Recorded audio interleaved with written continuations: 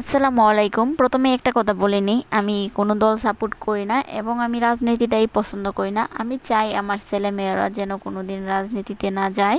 আমি একটা মানুষ যে সিরিয়াল দেখা বন্ধ করে দিছি একমাত্র কারণ হচ্ছে আমি কষ্টের মুহূর্তগুলা সহ্য করতে পারি না এবং কষ্টের মুহূর্তগুলা বারবার আমার মনে পড়ে, যার কারণে আমার প্রচুর মাথা যন্ত্রণা করে, যেটা আমার সহ্যের বাহিরে, যার কারণে আমি সিরিয়াল দেখি না। তো ইদানিং ফেসবুক স্ক্রল করলেই দেখা যায় বিভিন্ন ধরনের লুটপাট ডাকাতি সহ বিভিন্ন ধরনের কাজ, যেটা আর কি মেনে নেওয়ার মতো না।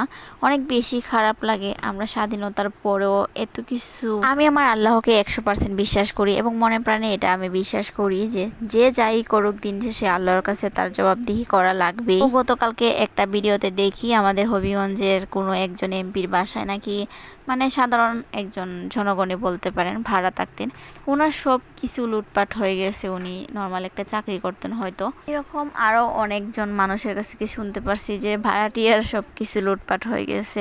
তো জিনিসটা আসলে অনেক খারাপ লাগছে। তো ওই খারাপ লাগার পর থেকে আমার হঠাৎ করে এত মাথা ব্যথা শুরু হয়েছে যে সহ্য করার মতো না। আসলে আমার মতন এরকম কে কে আছেন অবশ্যই কমেন্ট করে। আসলে ভালো খারাপ যার ভিডিও দেখতেছি তার জন্য খারাপ লাগতেছে কেন জানি না, অনেক বেশি খারাপ লাগে।